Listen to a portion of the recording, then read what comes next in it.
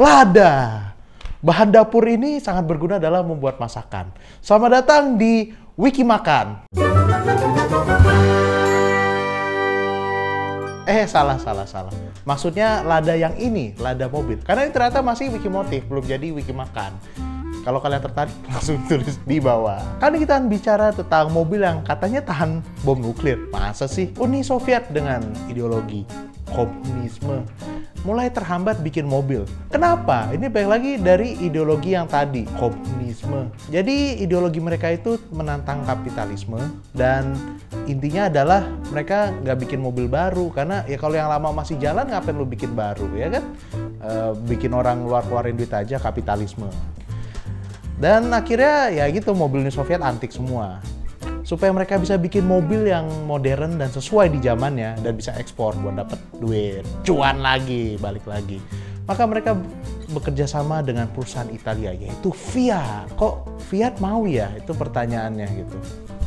Pertama gampang sih, satu dia penjual mobil. Lumayan loh, Rusia segede gitu masa jualannya cuma buat orang Rusia doang. Itu dong, beli mobil Italia ya kan. Lalu kedua, ternyata ada deal lagi nih. Jadi Fiat bakal dapat besi murah dari Blok Timur buat bikin mobil. Langsung jadi kapitalisme, duit lagi. Duit terus. Nah yang ketiga cukup unik nih alasannya.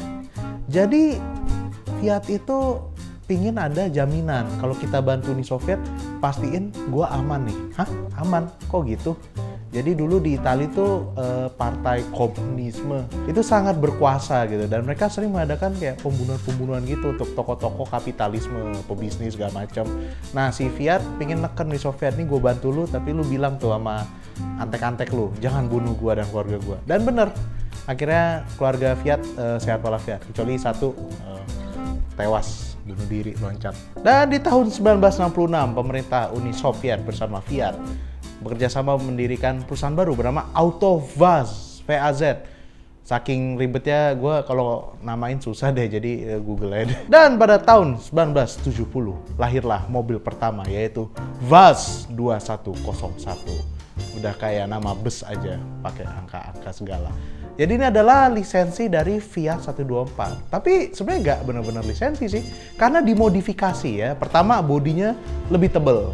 Yang tebel banget, bukan lebih tebel lagi, tebel banget. Jadi biar kuat di jalanan Rusia. Lalu suspensinya dibikin lebih badak. Mesinnya nggak pakai mesin Fiat, tapi pakai mesin overhead cam. OHC. Nah, Fiat udah di OHC ya. Dia agak kurang. Sama satu lagi fitur yang unik adalah dia itu masih bisa diengkol. Bukan karena ngatain mobil jelek, bukan. Tapi diengkol maksudnya kalau musim dingin kadang-kadang starter rusak bisa engkol. Sama ada satu lagi modifikasi unik yang dilakukan orang Rusia yaitu nambah meteran air radiator. Padahal di versi Italia nggak ada, coba pakai lampu. Sama satu lagi nih yang berbeda dari VAZ 2101 dengan Fiat 124, yaitu mobil ini dirancang supaya mudah diservis sendiri. Karena bengkel tidak banyak di Rusia. Semua ngerjain sendiri. Sedih banget sih kayak hidup di dunia komunisme. Nah mengenai namanya nih, jadi yang benar namanya apa sih, kok VAZ, Lada gitu, Ziguli ya gitu. Nah jadi VAZ itu nama perusahaannya, lalu modelnya mau diberi nama Ziguli gitu. Itu keren sih, cuma kalau diekspor itu orang susah ngomongnya. Tadi gue ngomong Ziguli, terus katanya sih mirip-mirip kata gigolo. Jadi untuk nama ekspor dipilih nama Lada. Bukan karena bumbu dapur, bukan. Jadi ternyata Lada itu bahasa Rusianya kapal kecil. Untung nggak di Indonesia ya. Masa bayangin nama mobil, ya kita namakan Getek, gitu kan, kurang keren. Getek Turbo R, gitu. Kalau tadi kita bicarain mobilnya itu masih berbasis Fiat. Pada tahun 1977, Lada mengeluarkan model rancangan mereka sendiri, bernama Niva. Ini unik banget nih, karena dia boleh bilang kayak SUV lah. Kenapa? Sasisnya udah monokok, dan itu dibuat tuh bener-bener tangguh lah gitu. Putin aja juga punya satu, ya kan? Dan mobil ini ikut rally Paris-Dakar. Mendekati tahun 80-an, Lada mengeluarkan model baru lagi nih, yang mereka desain sendiri juga di tahun 1984, namanya Samara.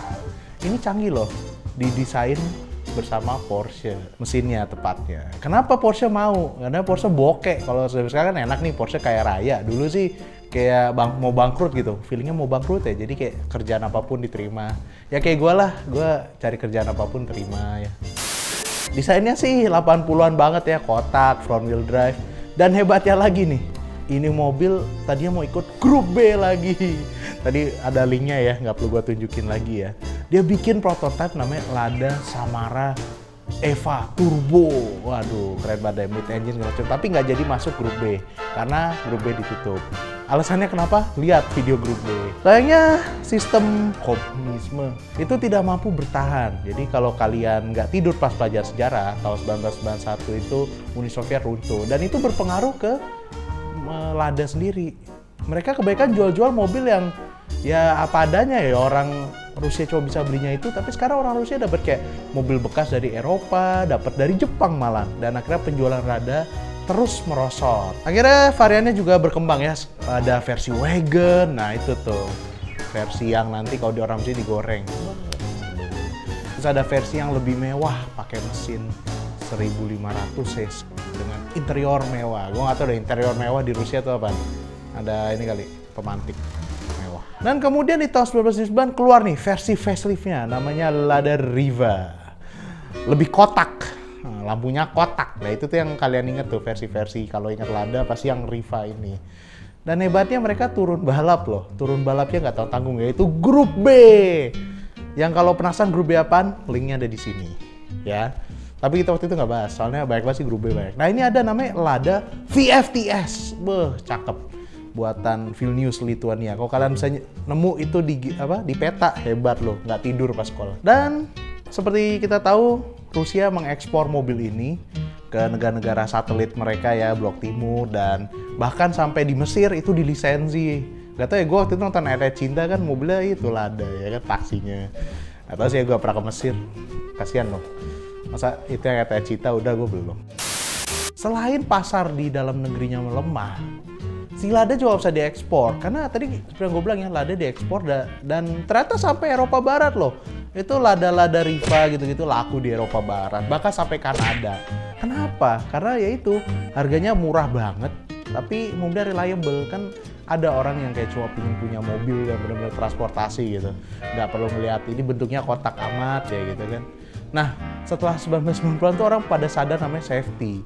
Jadi Lada itu nggak ya gimana kalau lu tabrakin, nggak ada airbag segala macem gitu. Jadi pas tahun 2000 ini Lada ini cukup sedih ya, gimana ya, model-modelnya kalau kalian lihat nggak ada yang seru lah, kotak-kotak gitu. Dan akhirnya sendiri Lada tuh ini membutuhkan penyelamat lagi nih, bukan dari Fiat, tapi di tahun 2012 Renault membeli saham di Lada. Ngapain sih beli saham Lada? Ya itu, akses pasar ke modal Rusia. Dan akhirnya Lada dapat duit untuk kembangin model baru. Contohnya sedan Granta. Dan akhirnya kerjasama dengan Renault terus berlanjut hingga di tahun 2016. Renault secara resmi mengakuisisi Lada. Jadi itu bagian dari kerajaannya Renault, Nissan. Belum ada Mitsubishi di 2016. Apa udah ada? Wah, mbak lupa nih. Ya pokoknya gitulah, alliance yang gede. Dan pada tahun 2021, Renault memutuskan untuk menggabungkan Lada dengan Dacia, mobil Romania yang juga dimiliki oleh Renault. Wah, itu menarik tuh. Nanti wah Dacia itu mobil PUBG ya mbak. Nanti kita bisa bahas lagi kali ya. Terus mungkin ada yang bertanya, bagaimana dengan masa depannya Lada nih? Jadi Dacia itu adalah merek murahnya Renault. Maksudnya Renault menggabungkan kedua brand ini adalah mereka menjadi brand untuk mobil-mobil yang murah, terutama buat di Eropa, ya kan? Jadi ke depannya mereka mau gantiin SUV-nya Niva. Hah? Niva? Iya, Niva tahun 77 sampai sekarang masih diproduksi dan masih ada yang beli gitu loh. Dan mobil-mobil antik lainnya juga pada jual tuh, kayak si Lada Riva, dia itu baru keluar tahun 2012. Samara 2013. Siapa yang beli mobil antik gitu? Itu kayak L300 ya, mungkin udah kayak reliable gitu kan. Nah, akhirnya dengan duit Renault baru nih, dia akan mengeluarkan Niva yang baru. Penasaran nih, kira-kira setangguh yang lama nggak ya? Dan juga akan mengeluarkan crossover lainnya. Tapi hebatnya, sampai saat ini Lada belum ada rencana bikin mobil listrik. Mungkin karena ya mobil murah kali, listrik mahal-mahal. Jadi bagaimana dengan Lada? Setahu saya Lada masih ada di pasar, tapi Lada bubuk. Nah kalau Lada mobil, itu cerita agak panjang nih.